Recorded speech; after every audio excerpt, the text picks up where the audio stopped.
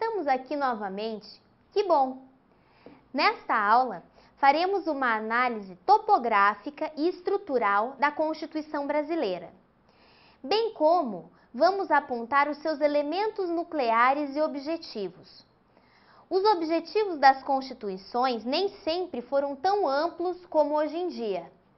Variaram ao longo do tempo e do espaço, estando intimamente ligado ao desenvolvimento do constitucionalismo, como vimos na aula 2, intitulada Do Constitucionalismo ao Neoconstitucionalismo.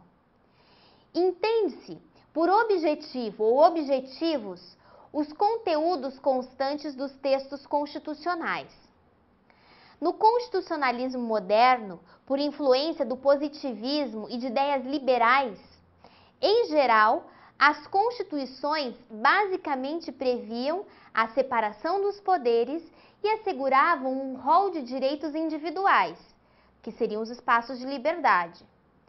No constitucionalismo contemporâneo, já se identifica uma maior preocupação com as realidades sociais, de maneira que a partir do segundo pós-guerra, sob influência do pós-positivismo e na estrutura dos Estados democráticos de direito, se incorporam matérias variadas, como ocorreu com a Constituição Brasileira de 1988, como a estrutura do Estado, a organização de seus órgãos, modo de aquisição do poder e seu exercício, limites de atuação, regime político e direitos e garantias fundamentais.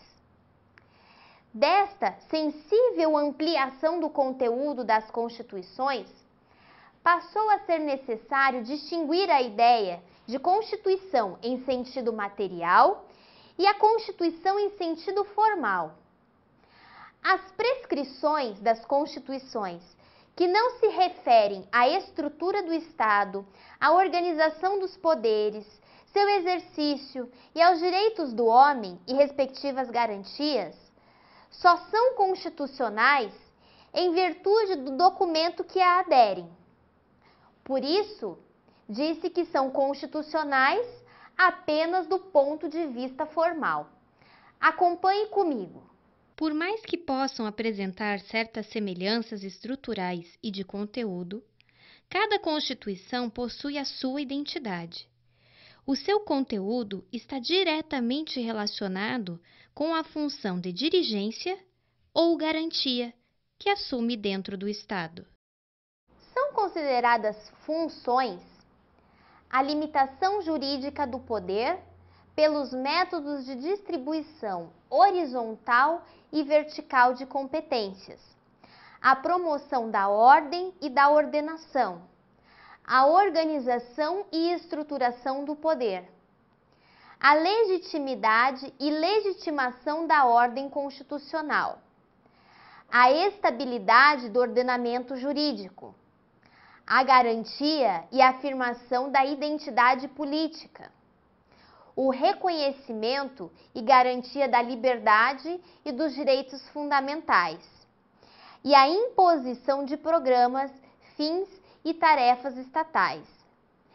Em geral, em razão das múltiplas funções da Constituição, não se pode afirmar e definir nitidamente que haja um conteúdo obrigatório para todas as Constituições, pois qualquer matéria pode estar prevista e regulada em nível constitucional.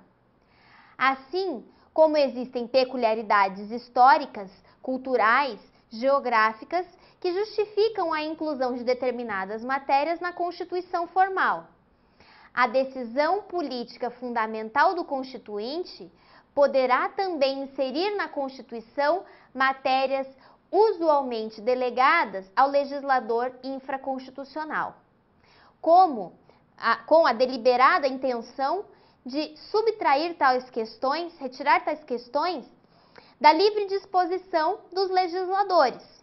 Portanto, neste caso, uma omissão ou eventual excesso do constituinte histórico quanto ao conteúdo do texto constitucional pode gerar consequências como o engessamento decorrente da superregulamentação ou emendas constitucionais constantes, diante de um déficit de efetividade ou mesmo legalidade da Constituição. Desta forma, existem elementos constitucionais essenciais que, se forem afastados ou alterados significativamente, podem comprometer a identidade da Constituição, razão pela qual foram previstos mecanismos como das cláusulas pétreas para sua preservação. Dentro do conteúdo das constituições, podem ser destacados os seus elementos constitutivos em 5 grandes grupos: os elementos orgânicos, os elementos limitativos, os elementos socioideológicos, os elementos de estabilização constitucional e os elementos de aplicabilidade das suas normas. Explico cada um deles agora, para você.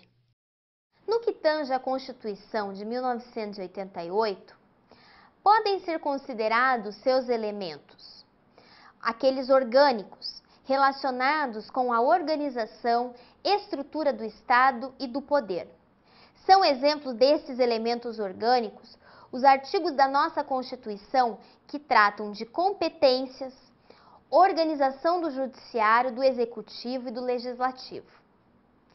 Os elementos limitativos colocam limites à ação do poder do Estado e protegem as liberdades individuais. Exemplos que podemos utilizar são os direitos individuais, as liberdades públicas e os direitos políticos. Os elementos socio-ideológicos expressam a ideologia da Constituição. São os direitos sociais, a educação, saúde, moradia, trabalho, dentre outros. E revelam um compromisso social e ideológico da nossa Constituição entre um Estado absolutamente individualista e intervencionista. Os elementos de estabilização constitucional conferem estabilidade à Constituição, como o previsto no artigo 102, inciso 1º, a linha A, ao Estado e às instituições democráticas, bem como os dispositivos que tratam da alteração e da sua infringência, pois resolvem os conflitos constitucionais, a defesa da Constituição, do Estado e das instituições democráticas. Exemplo, o Instituto da Intervenção Federal. E, por fim, os elementos de aplicabilidade se referem à aplicabilidade das normas constitucionais. Um exemplo está no artigo 5º, parágrafo 1º da nossa Constituição, que trata da aplicabilidade direta e imediata dos direitos fundamentais. Estes elementos que alteram ou influenciam a aplicação das normas constitucionais, como o preâmbulo e o ato de disposições constitucionais transitórios, podem ser considerados também elementos da estrutura física da Constituição. São elementos estruturantes da Constituição Federal: o preâmbulo, a parte dispositiva e o ato de disposições constitucionais transitórias. Vamos entender as peculiaridades de cada uma dessas partes da Constituição?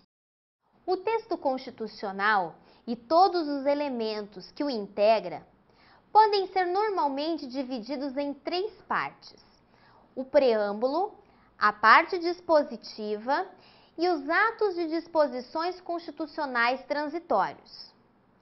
O preâmbulo, embora não seja um elemento obrigatório para que as normas constitucionais possam surtir os seus efeitos, é comum que apareçam como uma introdução das constituições.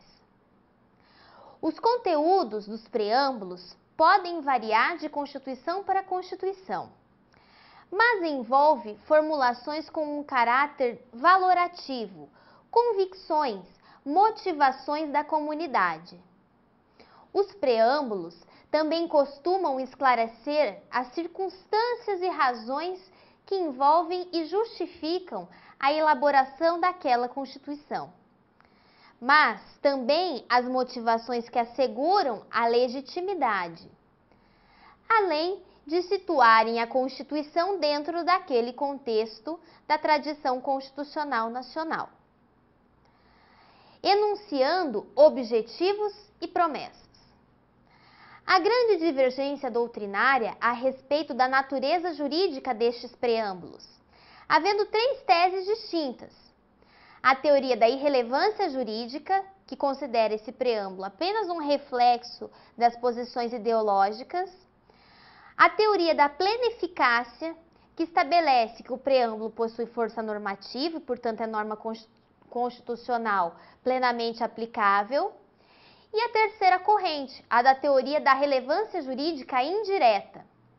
Segundo esta corrente, apesar de não ser efetivamente norma constitucional, nem ser dotado de força vinculante, pode ser utilizado como uma diretriz de interpretação, ou seja, como uma carta de intenção. O nosso STF, em caso que discutia a inconstitucionalidade da palavra Deus usada no preâmbulo da nossa Constituição Federal, diante do princípio da laicidade do Estado, seguiu esta última posição da eficácia indireta, aduzindo que não se tratam de norma constitucional, portanto, que não poderia ser modificado o preâmbulo da Constituição brasileira por ser apenas a valoração da sociedade nos anos 80, que estava fortemente influenciada por ideias cristãs. As disposições constitucionais permanentes, ou a parte dispositiva da Constituição, compreende um núcleo das constituições normativas e pode ser dividida esta parte dogmática em orgânica, a parte que compreende os princípios estruturantes e os direitos e garantias fundamentais, e a parte orgânica abrange as normas criadoras dos órgãos constitucionais, normas de competência e normas procedimentais. E, finalmente, aquelas disposições constitucionais transitórias.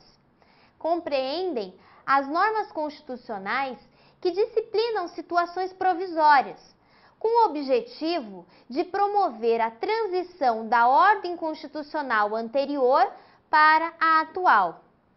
Trata-se, portanto, de disposições que possuem ou deveriam possuir vigência e eficácia temporal limitada. As disposições transitórias possuem natureza de norma constitucional e, por esta razão, as suas normas podem ser modificadas pela manifestação do poder constituinte derivado reformador ou das emendas constitucionais, mas não todas as suas disposições transitórias. Quanto às funções desempenhadas pelo ato de disposições constitucionais transitórios, vejamos algumas regrinhas excepcionais. As disposições transitórias podem atender pelo menos três objetivos: operar como um direito transitório, regulando situações em caráter provisório e viabilizando a transição de um regime jurídico para outro. A outra possibilidade é excepcionar alguma regra geral do corpo permanente da Constituição e ainda regular temas concretos por prazo determinado, portanto, sem a pretensão de permanência das normas contidas no corpo permanente. Nos casos em que as disposições transitórias servirem para excepcionar hipótese de incidência de regra geral de uma norma integrante do corpo principal da Constituição, ou visar atribuir um regime jurídico mais vantajoso para o seu destinatário, não pode o constituinte de reforma por emenda constitucional subtrair ou diminuir a vantagem. por representar afronta à segurança jurídica e ao direito adquirido. Por hoje é só. Até a próxima aula!